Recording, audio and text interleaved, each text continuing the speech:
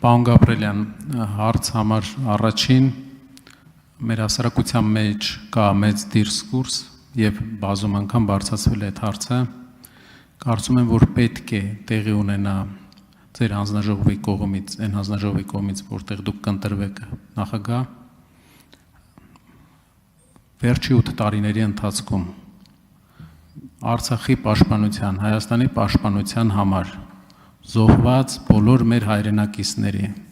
Արցախից եւ Հայաստանից անվանական նկարներով ներկայացումը հանրության եւ պետական միջոցառում ոգեկոչման, որպեսզի մեր հասարակությունը բավարարված զգա իրեն այս հարցով։ Շնորհակալություն, պարոն Կարապետյան։ Ճիշտն ասած, այդ հարցադրումը, որը վերաբերվում է նրան, որ անվանական ցուցակը հրապարակելու վերաբերյալ, իմ համար մի քիչ ես իրան երբեք չեմ էլ ընկալել, որովհետև ես որքանով որ գիտեմ, մեր գործընկերն էլ այդտեղ ժամանակին, չգիտեմ, ճիշտ ասել աշխատել է պարոն Մանուկյանը, թե ոչ, չի կարող այդ ցուցակը անվանական հրապարակված չլինել, որովհետև փաստացի համապատասխան հիմնադրամը բանի շրջանակում գումարներ է տրամադրվում գործառույթի շրջանակում եւ անդադ այդ հարցի իմ համար անհասկանալի է եղել, թե ինչու են գալի ասում եւ ցուցակը հրապարակված չի կարող, որովհետեւ գումար է տրամադրվում։ Ինչ վերաբերվում է ձեր մատնանշած միջոցառմանը, ես ինքս որպես այդպիսի նմանատիպ միջոցառմանը դեմ չեմ,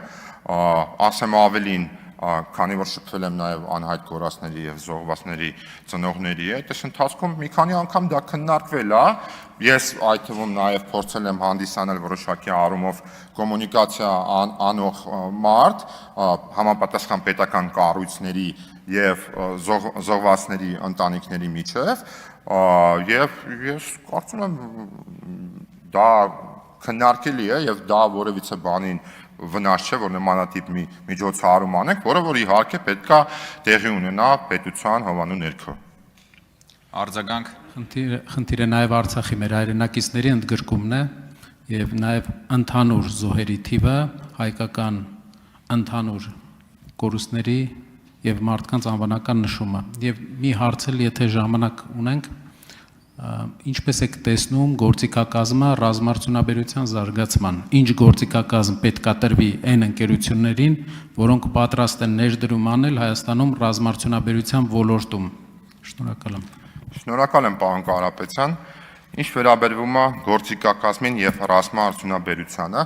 մենք այս վերջերս թիմակիցների հետ մի քիչ բանավեճ ենք ունեցել, թե ռազմարտունաբերությունը այնուամենայնիվ ով ոնց է դիտարկում, էլի, որովհետև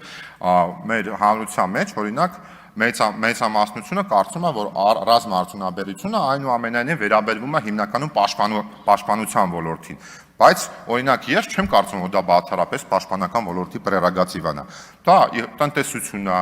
դրա խորքում ավելի շատ դա գիտություն է նախ եւ առաջ, այդ թվում նաեւ նորարարական գիտություն է։ Եթե դուք ինձ կոնկրետ հարցնեք գործիքակազմի, ես հիմա չեմ հասցնելու ձեզ ասեմ, եւ դա իրականում սխալ է լինի, եթե օրինակ ես հստակ պատկերացում ունենամ, բայց դուք ձեր ելույթում նաեւ խոսեցիք այդ big push, ասեցիք բիզնեսի շրջանակում, ես կարծում եմ այնուամենայնիվ այդ ինձ համար օրինակ հիմնական խնդիրը, որը ես տեսնում եմ պետություն եւ մասնավոր փոխգործակցության մեջտեղում, բավականին մեծ բյուրոկրատական այդ շղթան է եւ կարծում եմ այդ շղթան պետք է ավարտում եմ, պետք է կրճատել, բայց իհարկե նպատակահարմարությունից ելնելով հաշվի առնելով պետական շահերը։